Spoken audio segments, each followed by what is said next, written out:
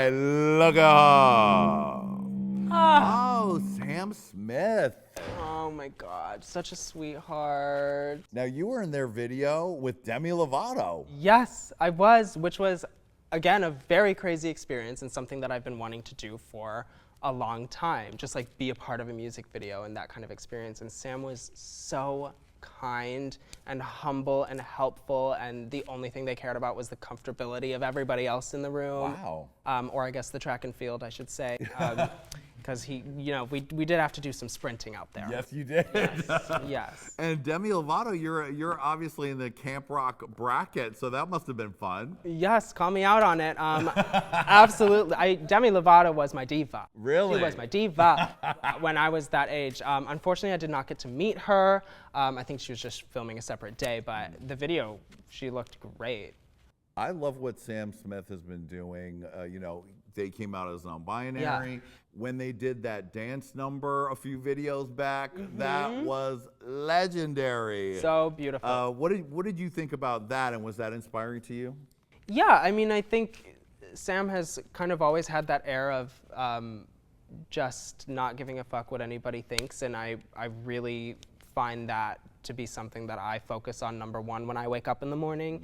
And the fact that they can just go out on one day and have like a super boyish outfit, and the next day have a super feminine outfit, and then the next day they're just wearing a winged eyeliner with like army boots, and it's just another way of telling the public that it doesn't matter. Love it. Look at her. Oh, wow. Spooky. Spooky. Aiden Zane.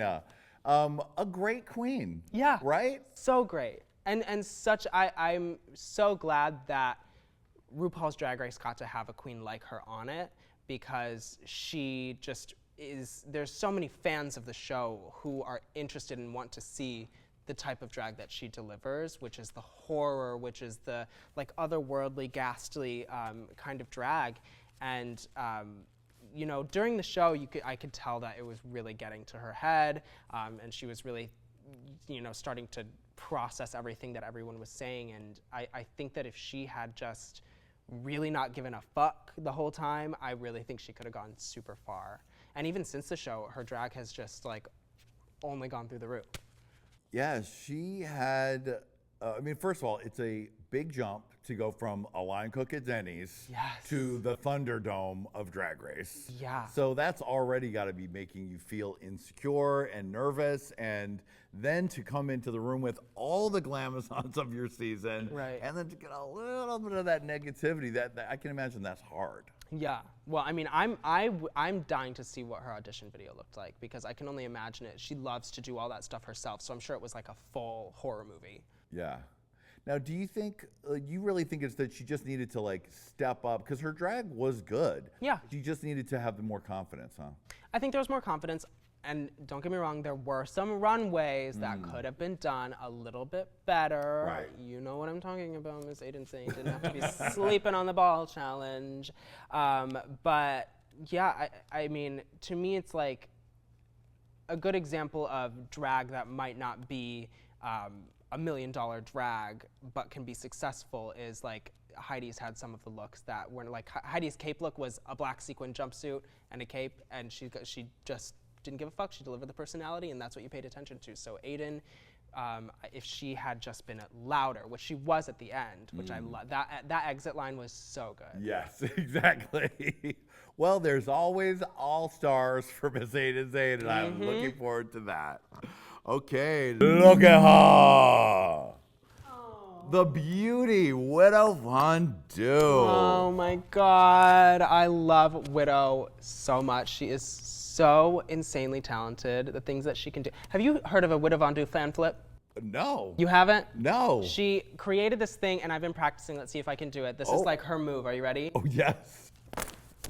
Whoa! Yes. Widow Von Du. Yes. Oh, nice. She taught that one to me backstage, one of the episodes, and she's amazing, worth her weight in gold, and is just so talented. There was a moment when I think the fans got to her a little bit, the comments were getting to her, and it almost got to a place that I was worried about, and I'm just so glad that she is back doing what she's doing, and she's been working on projects, and she's just so talented. Such a bright spirit, so talented and creative. And you know, any of you girls who get on the show, and even any of us who are slightly near the Drag Race universe, are just open for a lot of hostility, negativity, and people just throwing daggers at you when you're like, all I'm just trying to do is have fun and entertain people. And the fans really feel like entitled to this negative thing, and it's a shame that it can affect you. Have you felt affected by that negativity at all? There was a minute where I did let it get to me, and it honestly came from like my mom reading all the comments and sending them all to me, so of course it felt like I was getting all this negativity all at once.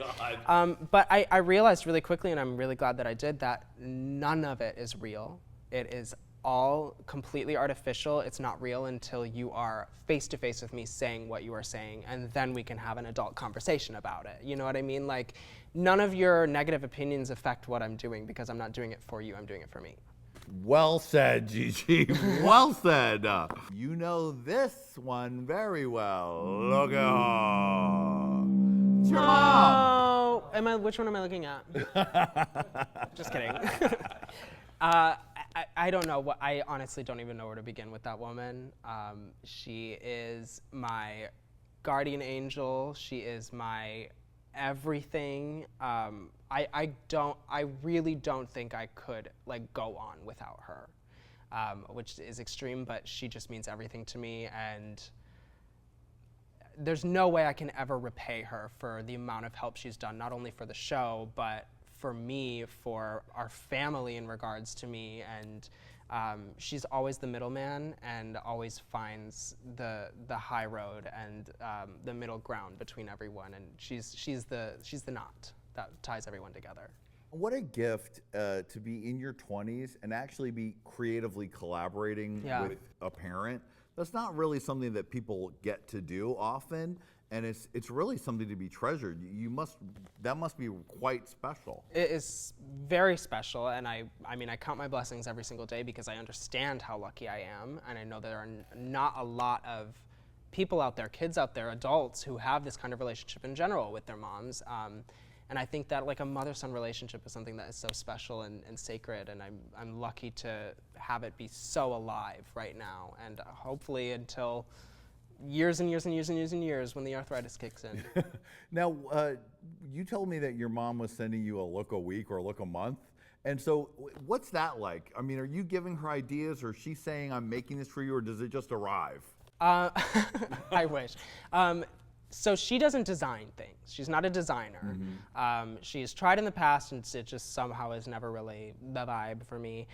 But I always design everything, and she's the puzzle piecer. Wow. So she can take everything I've ever worn looks exactly the way that it looked on paper, because somehow she patterns everything from scratch and can make it just look exactly the way that it's supposed to. So when I first moved to LA, I was getting booked so much, and I was like, okay, on Monday I'm gonna send you a sketch, you start working on it, and then it always arrived like 3 days later. Wow. Now that's really incredible, Gigi. I think people should remember that. Anyone who's like, her mom made all the costumes, like, well, you designed them all. You guys collaborated on that. That's incredible. It's very collaborative, yes. Wow, that is fun.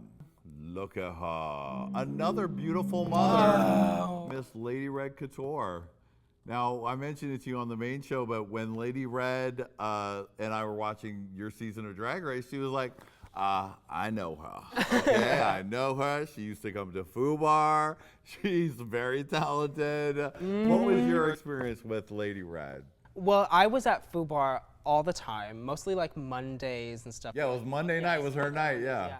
And me and the House of Avalon would always just roll up to FUBAR, and she was the door girl. So she'd be the one who's checking everyone's IDs. And of course, when I first moved here, I was not of age.